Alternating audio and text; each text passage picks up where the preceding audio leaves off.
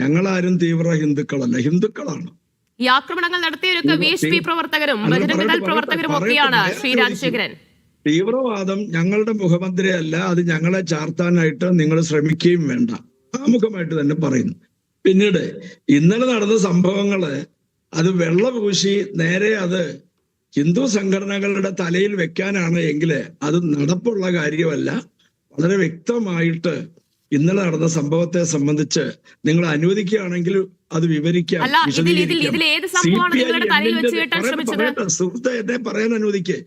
CPIM-ന്റെ നേതൃത്വത്തിൽ DYFI-യുടെയും SFI-യുടെയും ഒക്കെ നേതാക്കന്മാരുടെ നേതൃത്വത്തിൽ വളരെ ആസൂത്രിതമായി നടത്തിയ ഗൂഢാലോചനയുടെ തൽഫലമായി അരങ്ങേറിയ സംഭവമാണ് ഇന്നലെ ആലപ്പുഴ ജില്ലയിലെ നൂറനാട് പോലീസ് സ്റ്റേഷൻ പരിധിയിലെ കരിമുളയ്ക്കലിലെ അരങ്ങേറിയിട്ടുള്ളത്. അതിനകത്ത് വേറെ ഒരു സംഘടനകൾക്കും അതിനകത്ത് യാതൊരു വിധമായ പങ്കുമില്ല. പിന്നെ ഒരു ദിക്കിലും സംഘ പരിവാർ പ്രസ്ഥാനങ്ങളോ അല്ലെങ്കിൽ ഹിന്ദു സംഘടനകളോ ഒരിക്കലും ക്രൈസ്തവരുടേതെന്ന് മാത്രമല്ല ഒരു മതവിശ്വാസികളുടെയും ആരാധനാക്രമങ്ങളിലേക്ക് അവർ കടന്നു ചെല്ലുകയോ അതിന് തടസ്സങ്ങൾ സൃഷ്ടിക്കുകയോ അവിടെ നാശമോശങ്ങൾ വരുത്തുകയോ യാതൊരു കാരണവശാലും ചെയ്തിട്ടില്ല.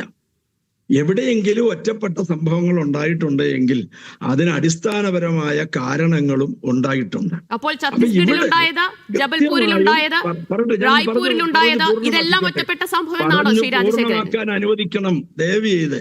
അപ്പൊ ഇവിടെ കഴിഞ്ഞ തെരഞ്ഞെടുപ്പിനകത്ത് ആ പ്രദേശത്തുണ്ടായ ഇടതുപക്ഷത്തിനുണ്ടായ വലിയ പരാജയത്തിൽ നിന്നും അതിനുള്ള ഒരു പ്രതികാരമാണ് ഒരു ക്ലബിന്റെ, അതിനകത്ത് നാനാജാതി മതസ്ഥരുണ്ട്, കൂടുതലും മുസ്ലിം സഹോദരങ്ങളാണ്, മുസ്ലിമുകളും ഹിന്ദുക്കളും ക്രൈസ്തവരും എല്ലാവരും ആ പ്രദേശത്തുള്ള ആളുകൾ എല്ലാവരും കൂടി ചേർന്നാണ് ഈ കരോൾ ആഘോഷം അവർ നടത്തിയത്. ആ കരോൾ ആഘോഷത്തിലേക്ക് കടന്നു കയറി ആക്രമിച്ച് നിങ്ങൾ ദയവ് ചെയ്ത് അവരെ മീഡിയ വണ്ണിന്റെ പ്രതിനിധികളെ ആദ്യമേ ആ ആശുപത്രിയിൽ പോയിട്ട് അവരെ നേരിട്ട് കാണണം.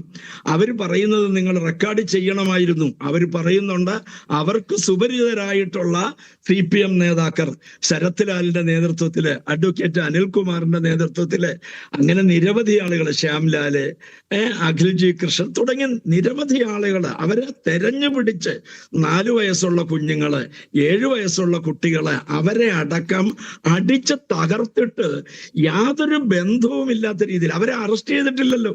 7 പേരെ അറസ്റ്റ് ചെയ്തു എന്ന് പറയുമ്പോൾ അവരെ മാവേലിക്കര പോലീസ് സ്റ്റേഷനിലും അതേപോലെ തന്നെ കൊറത്തിയാട് സ്റ്റേഷനിലും സൂക്ഷിച്ചിരിക്കുകയാണ്.